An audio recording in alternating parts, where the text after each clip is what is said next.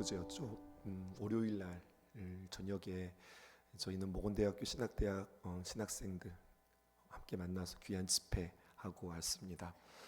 참 어렵고 누구나 다 기피하는 목회자의 길에 걷겠다고 하는 학생들이 딱 서는데 그들이 왜 이렇게 순전하고 아름답고 귀해 보이는지 조금 과했던 것 같아요. 열심히 말씀을 전하고 함께 아이들을 끌어안고 중보하며 또 안수하면서 기도했는데 조금 목을 과하게 쓴 것 같아요. 그래서 좀 목이 상한 상태로 왔는데 얼른 회복하겠습니다. 잘 관리하고 얼른 회복해서 주일날에는 좋은 목소리로 여러분들 만나도록 하겠습니다. 앞에서도 기도했지만 오늘 말씀 너무 중요한 말씀이에요. 두 사람이 등장하거든요.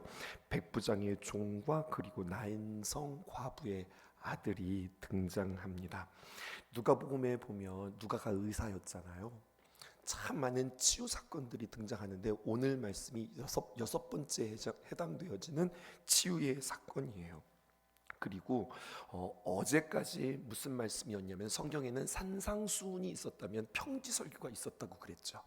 어제까지 평지설교가 마친 뒤에 오늘 누가복음 7장 1절부터 시작하여서 예수님을 개인 혹은 무리들이 예수님을 어떻게 영접하고 그들이 주님의 귀한 복음으로 인하여 능력으로 인하여 얼마나 큰 자유함과 은혜를 입었는가에 대한 이야기들이 진행되어지고 있어요. 띄워주실까요?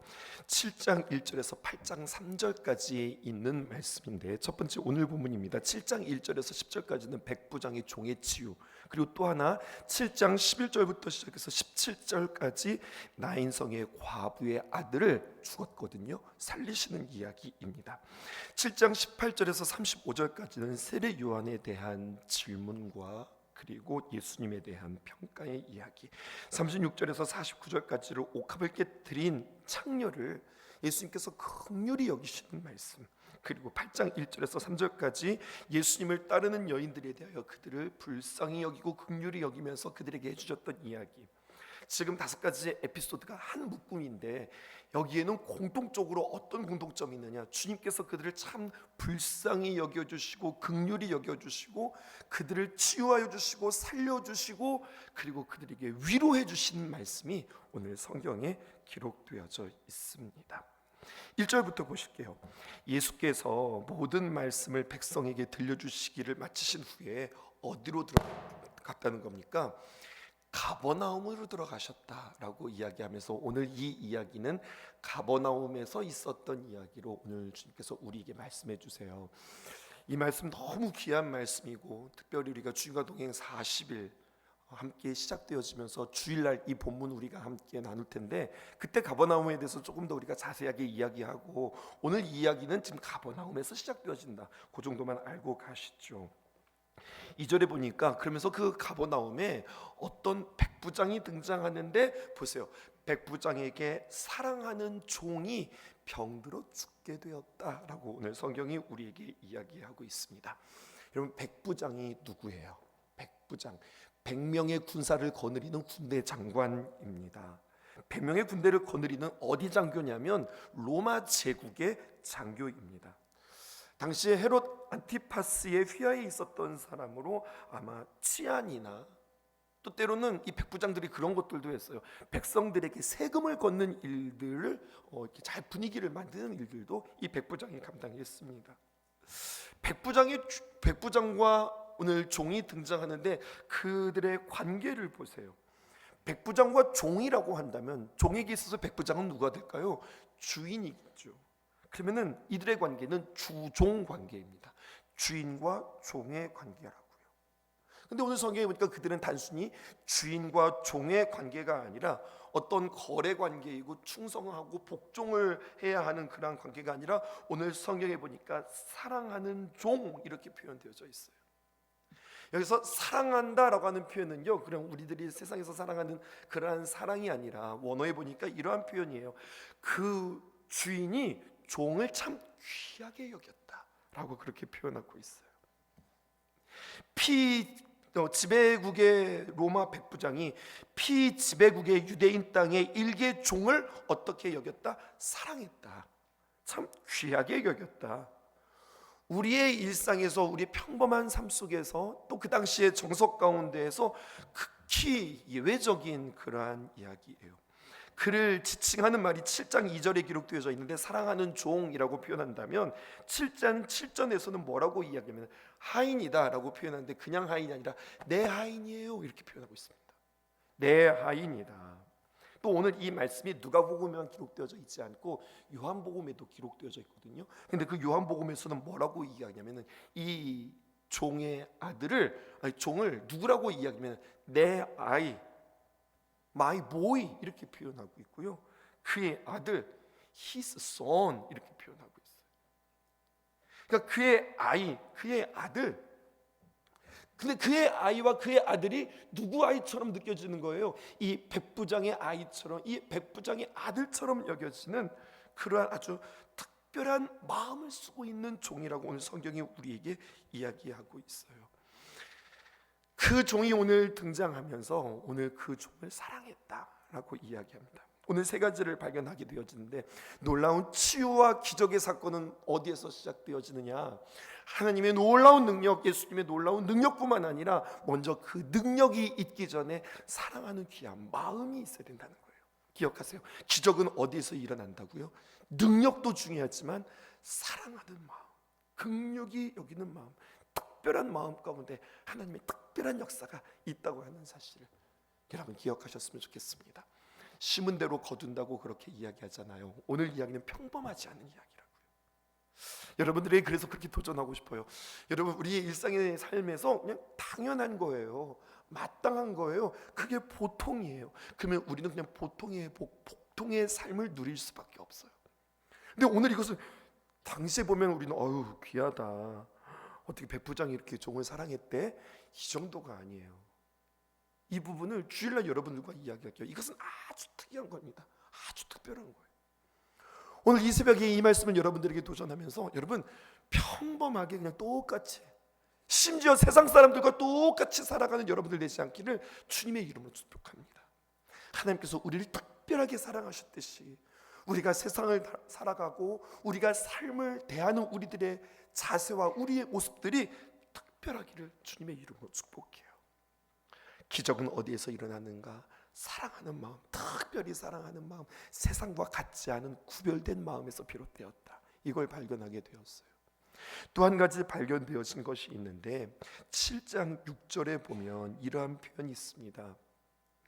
주께서 함께 가실 때에 그의 집에 멀지 아니하여 백부장이 벗들을 보내어 이르되, 주여 수고하지 마옵소서. 내 집에 들어오심을 나는 감당하지 못하겠습니다. 주님 오지 마세요. 그냥 말씀만 하세요. 주님께서 내 집에 들어오심을 감당하지 못하겠습니다. 이 표현이 6절에 기록되어져 있는데 똑같은 표현이 7절에도 기록되어져 있어요. 한번 보실까요? 그러므로 내가 주께 나아가기도 감당하지 못할 줄을 알았나이다. 감당치 못한다. 이런 표현이 있죠. 이 백부장의 모습을 보면서 한 가지 공통되게 이렇게 겹치는 모습이 생각이 났습니다. 그것은 바로 어디냐면, 앞으로 조금 더 넘겨보면 누가복음 5장 8절에 보면 베드로가 예수님을 만나거든요. 근데 그때도 그도 이런 비슷한 이야기를 했어요. 여러분 아시다시피 베드로가 고기 한 마리도 잡지 못하다가 엄청나게 많이 잡고 예수님 앞에 갔잖아요. 그러면서 신이 나서 말입니다. 예수님, 우리 함께 동업해요. 예수님 어떻게 그 비밀을 알았어요? 그 비밀이라도 좀 가르쳐 주세요. 이렇게 이야기하는 것이 아니라 누가복음 5장 8절의 말씀을 볼까요? 지금 오늘 백부장의 이야기와 비슷한 이야기를 하는 거예요. 시몬 베드로가 이를 보고 예수의 무릎 아래 엎드려 이르되, 나를 떠나소서, 나는 죄인이로소이다. 주님, 내가 감당하지 못하겠습니다. 나를 떠나세요. 그러면서 뭐라고 이야기합니까? 나는 죄인입니다 라고 고백하죠. 기적에 일어나는 조건, 주님의 놀라운 역사가 일어나는 두 번째 조건, 그것은 바로 무엇이냐면 아버지 하나님 앞에, 예수님 앞에 내 자신이 누구인지를 정확하게 아는 거예요. 나 죄인입니다. 나 감당하기 어렵습니다. 내가 주님을 모시는 것을, 내가 주님이 내 안에 들어오시는 것에 대해서 내가 너무나도 부족한 사람입니다. 내 그릇이 너무너무나 작습니다 라고 주님 앞에 엎드려서 내가 주님을 감당할 수 없는 자입니다라고 하는 자기의 발견, 또 다른 말로 표현하면 자신의 어떠한 겸손함, 그리고 주님 앞에서 나 자신에 대해서 내려놓는 모습, 이것이 기적의 아주 중요한 조건이 되어진다고 하는 거죠. 사랑하는 마음뿐만 아니라 주님 앞에서 내 자신을 발견하는 것, 이것이 중요합니다. 참 아름답고 귀한 이야기만 있는 것이 아니라 뭔가 조금 아쉬운 이야기도 오늘 성경에 기록되어져 있어요. 그것은 바로 이 유대인의 장로들이 나오게 되어지는데, 어찌 되었는지 이 유대인의 장로들이 이 백부장의 마음과 하나 되어서 이 아들 고쳐줘야 된다고 하는 이야기가 나오는데, 신학적으로 뭔가 안 맞는 이야기들을 이 유대인들이 합니다. 그러면서 성경은 이방인과 유대인들의 믿음을 비교하고 있어요. 그 부분 한번 이야기해 볼게요. 4절에 이에 그들이 예수께 나왔습니다. 부탁했거든요. 백부장이 장로들에게 부탁했어요. 그랬더니 이에 그들이 예수께 나왔다고 할 때 이 그들은 누구냐면 그 당시에 앞에서도 이야기했던 가버나움의 장로들이에요. 그리고 간절히 예수님께 부탁합니다. 뭐라고 부탁하느냐? 이 일을 하시는 것이 이 사람에게는 합당합니다. 예수님 오셔서 그의 아들을 살려주시는 거, 이거 정말로 합당합니다. 예수님 꼭 오셔야 됩니다라고 이 백부장의 마음과 같은 마음으로 예수님께 구하는데, 5절 말씀 보세요. 뭐라고 이야기하냐? 이 사람이 누군 줄 아세요? 이 사람이 우리 민족을 사랑했어요. 이 사람 로마의 군인이에요. 그런데 우리를 사랑하고 또 우리를 위해서 회당을 지어줬습니다. 이 사람이 우리한테 얼마나 잘했는지 몰라요. 그러니까 예수님 꼭 가서 이 사람을 고쳐주시고 이 사람의 청을 예수님 꼭 들어주세요라고 하는 이야기예요. 꼼꼼히 보셔야 돼요. 충분히 그럴 수 있죠. 충분히 그럴 수 있죠. 근데 예수님의 역사는 이 사람이 나한테 잘했으니까 예수님 이 사람 잘해주셔야 돼요. 이런 관계가 아니라고 성경은 우리에게 이야기해요. 이 백부장이 우리 유대인들에게, 우리 민족에게 이렇게 잘했으니 이런 일을 하시는 것 합당합니다. 그에게 긍휼을 베풀어 주시는 것이 마땅합니다. 아니요. 예수님이 백부장에게 가기로 결정하셨어요.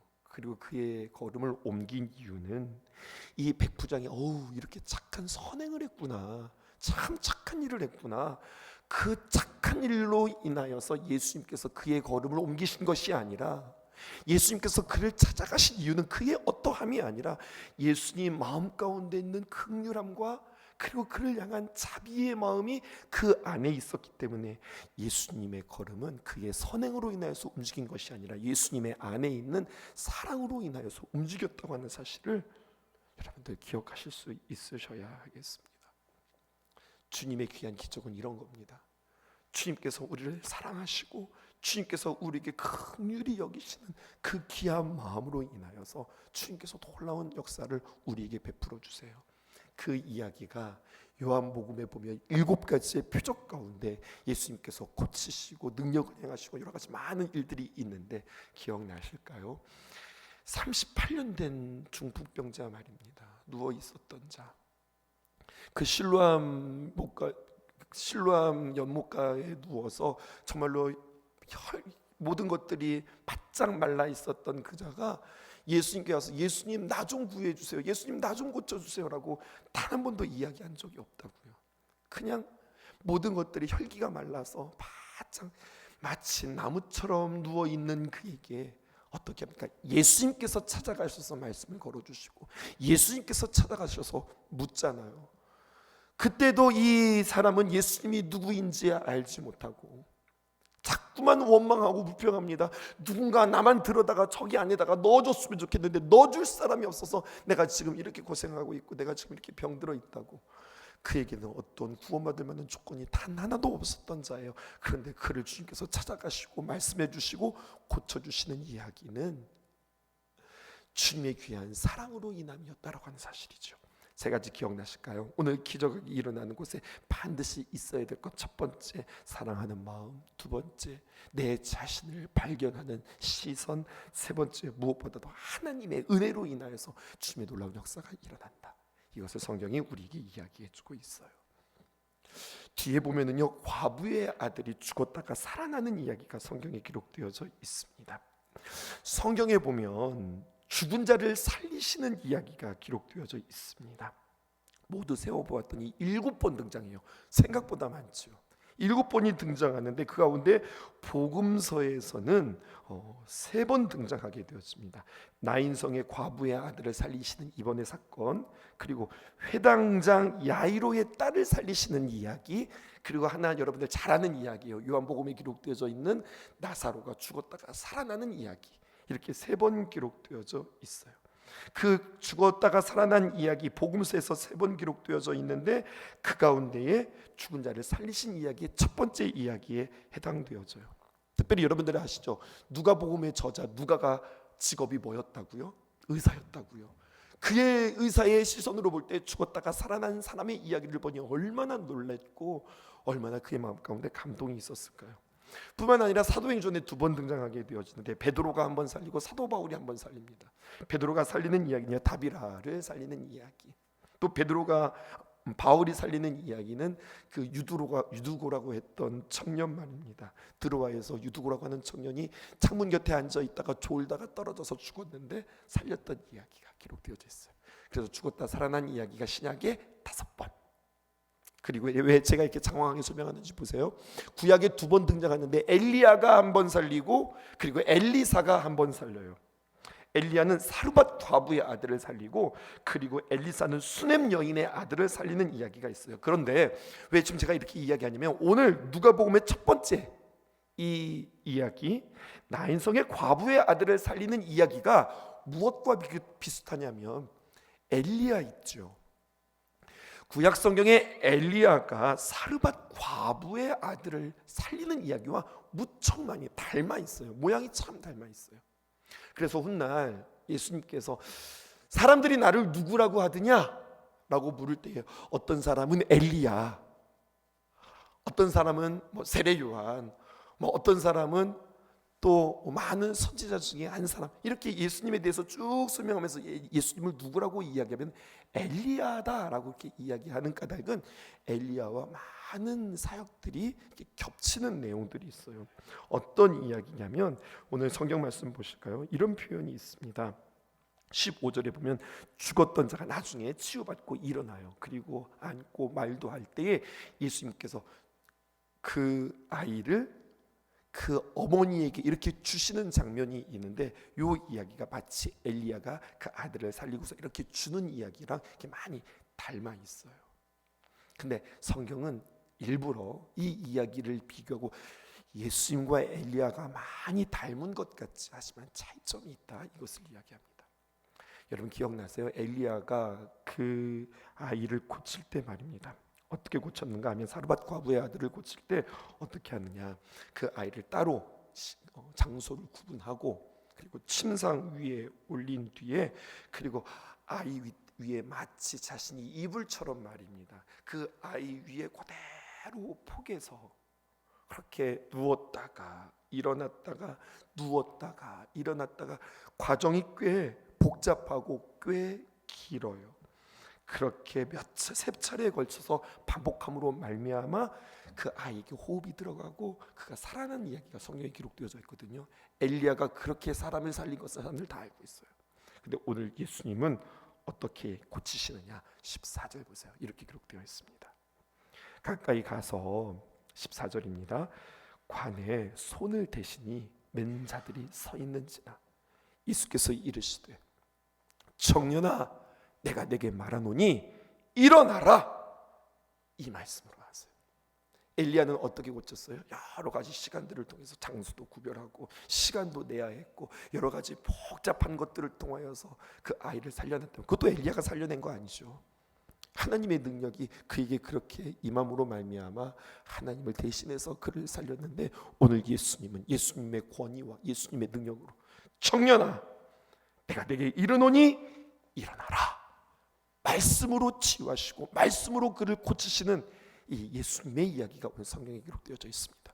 그러면서 우리가 만나는 그 예수님은 누구인가, 이것을 다시 한번 우리에게 도전하고 있어요. 그러므로 여러분, 우리가 하나님 앞에 나아가 치열한 영적 전쟁 가운데 하나는 하나님의 말씀을 듣느냐, 예수님을 우리가 인격적으로 만나느냐, 그리고 예수님과 함께 그 마음 가운데 그 예수님을 영접하고 살아가느냐, 이것이 우리에게는 너무너무나 중요한 요소라고 하는 거죠. 예수님께서 그를 향한 사랑의 마음이 있었을 뿐만 아니라 예수님의 귀한 말씀의 능력, 말씀이 들려질 때 살아나는 역사가 있다. 오늘 성경은 우리에게 이렇게 이야기하고 있어요. 마지막 한 가지를 보면 이 이야기에도 조금 아쉬운 부분이 있었어요. 그것은 바로 무엇이냐면 16절에 있는 말씀입니다. 그렇게 아이가 살아나자 사람들의 반응입니다. 모든 사람이 두려워하며 하나님께 영광을 돌려 이르되 큰 선지자가 우리 가운데 일어나셨다 하고 또 하나님께서 자기 백성을 돌보셨다 하더라 라고 하는데, 참 감격스러운 모습이지만 예수님을 온전히 알지 못해요. 예수님을 어떻게만 봅니까? 두려워해요. 야, 저 사람이 도대체 어떤 능력이 있길래 죽은 자도 살리냐? 예수님에 대한 두려움만 있어요. 그 능력 앞에서 두려워해요. 예수님에게 두려운 마음뿐만 아니라 또 우리에게는 어떤 마음이 있어야 되는가? 그 예수님을 사랑하고 가까이 하고 영접하고 그 주님을 따라야 하는 마음들이 있는데 그냥 그들은 두려워합니다. 그리고 하나님 앞에 영광은 돌려요. 그렇지만 그것뿐이에요. 이것이 아쉽습니다. 그리고 그들은 예수님을 아직까지도 정확하게 알지 못했어요. 그러면서 뭐라고 이야기합니까? 다시 한번 띄워주실까요? 이렇게 이야기합니다. 우리에게 일어났다. 누가 일어났느냐? 우리에게 구원자 예수님이 오셨다. 하나님의 아들이신 예수님이 오셨다. 이렇게 이야기하지 않고 큰 선지자가 우리에게 일어났다 라고 이야기하는 예수님의 놀라운 기적을 만났음에도 불구하고 온전히 예수님을 알지 못하는 그들의 모습을 우리는 보게 되었습니다. 하지만 우리는 소망을 가져요. 그렇게 예수님을 오해했다 했지만 예수님이 그냥 그저 무서운 존재였지만 그 예수님을 만나고 교제하고 주님의 귀한 말씀을 들으면 들을수록 내 안에 예수님을 두려워하는 마음도 있지만 사랑하는 마음도 있고, 처음에는 예수님 하면 놀라운 능력을 가지신 자, 우리에게 놀라운 기적을 베풀어 주셨던 자, 이거로만 알았던, 큰 선지자로만 알았던 그 예수님에 대해서 베일이 하나씩 하나씩 벗겨지면서 그 예수님은 큰 선지자일 뿐만 아니라 우리의 구세주요, 우리의 구원자요, 하나님의 아들이신 그 하나님 본체이신 그분께서 우리를 구원하시기 위해서 우리에게 독생자 예수 그리스도로 성육신하여 오시고 우리의 삶 가운데 함께 동행하시며 그분께서 다시 한번 하늘로 승천하여 올라가시고 우리에게 성령을 주시고 우리에게 주님의 귀한 감동을 주시고 우리에게 하나님의 귀한 말씀을 주시면서 우리의 삶 가운데 함께 동행하시는 주님이시구나, 주님을 발견하는 은혜, 그 귀한 은혜, 점점점 주님을 깊이 알아가는 귀한 은혜, 사실은 이것이 더 귀한 일이죠. 이렇게 살아난 이 아들이 죽지 않고 영원히 살았을까요? 아니요, 또 죽었죠. 주님께서는 일시적으로 살리신 것뿐이지 주님께서는 그 일을 통하여서 예수님의 우리의 진정한 생명 되신다, 이것을 가르쳐 주시기 위하여 오셨건만 사람들은 그냥 당장 눈에 보이는 거, 야 죽었다가 살아났대, 병들었다가 고쳤대, 이것으로서만 그들은 만족하는 그 모습에서 우리의 시선은 더욱더 확장되어져야 할 것입니다. 그 은혜가 저와 여러분들에게 있기를 주님의 이름으로 축복합니다.